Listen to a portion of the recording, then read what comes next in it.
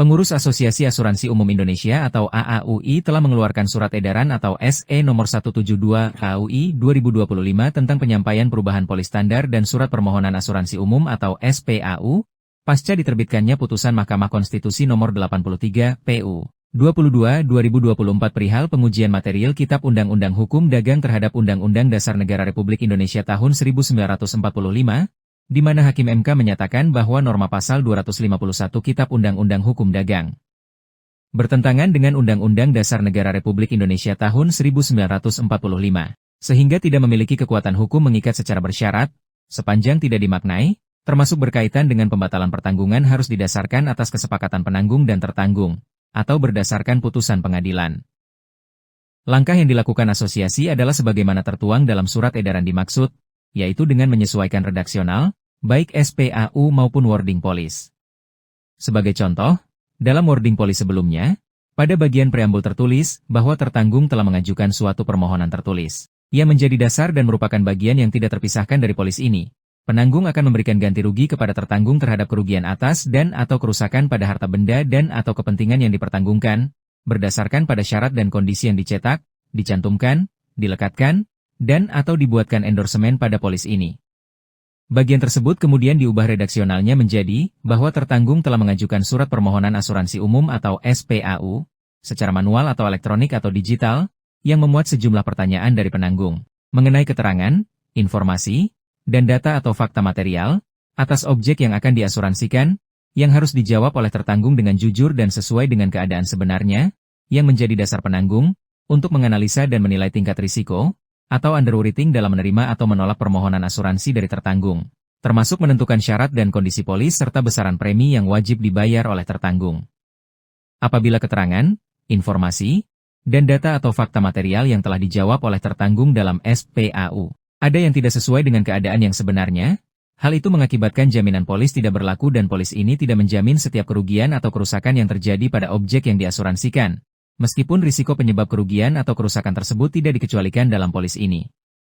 SPAU yang telah diisi lengkap oleh tertanggung menjadi dasar penerbitan polis dan merupakan bagian yang tidak terpisahkan dari polis ini. Penanggung akan memberikan ganti rugi kepada tertanggung terhadap kerugian atas dan atau kerusakan pada harta benda dan atau kepentingan yang dipertanggungkan, berdasarkan pada syarat dan kondisi yang dicetak, dicantumkan, dilekatkan dan atau dibuatkan endorsemen pada polis ini. Meskipun telah dilakukan perubahan redaksional wording polis, namun sepertinya terdapat pemilihan kata atau istilah yang kurang tepat dan dapat berpotensi menimbulkan perselisihan.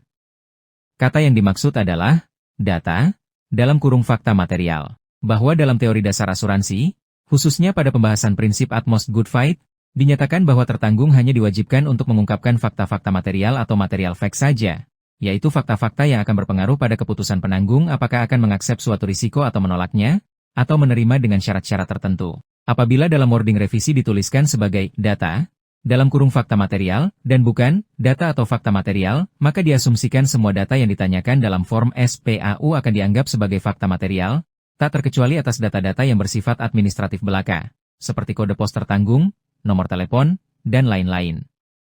Sehingga kealpaan, atau ketidaksengajaan dari tertanggung dalam mengisi data-data tersebut, meskipun tidak bersifat material, akan dapat menyebabkan tidak dijaminnya klaim asuransi yang terjadi. Mari kita baca kembali apa yang dimaksud dengan fakta material itu. Jika ada data tertentu yang dikelompokkan sebagai data yang mengandung fakta material, maka tentu saja di sisi lain berarti ada data yang tidak mengandung fakta material. Adapun yang wajib disampaikan tertanggung hanyalah data-data yang mengandung fakta material. Apa itu fakta material? Merujuk pada Marine Insurance Act atau MIA 1906, fakta material didefinisikan sebagai berikut. Every circumstances is material which would influence the judgment of a prudent insurer in fixing the premium or determining whether he will take the risk. Dengan demikian, terdapat juga fakta non-material yaitu, every circumstances is not material which would not influence the judgment of a prudent insurer in fixing the premium or determining whether he will take the risk. Maka jika AUI memilih istilah, data, dalam kurung fakta material, maka seluruh kolom isian SPAU akan dianggap sebagai fakta material karena data sama dengan fakta material. Selanjutnya, perlu diketahui juga bahwa tidak semua fakta material wajib diungkapkan oleh tertanggung. Contoh fakta material yang tidak wajib disampaikan tertanggung adalah fakta yang memperkecil risiko, lalu fakta yang dianggap sudah selayaknya diketahui oleh penanggung, dan lain-lain. Maka, seharusnya AUI memilih istilah data material atau fakta material, agar dapat diketahui bahwa ada data-data yang bersifat material dan ada data-data yang bersifat non-material. Selanjutnya, hanya data-data material sajalah yang akan berpengaruh pada tanggung jawab atau liability penanggung. Apabila ditemukan data material pada SPAU yang tidak sesuai fakta sebenarnya, maka klaim akan dapat tertolak.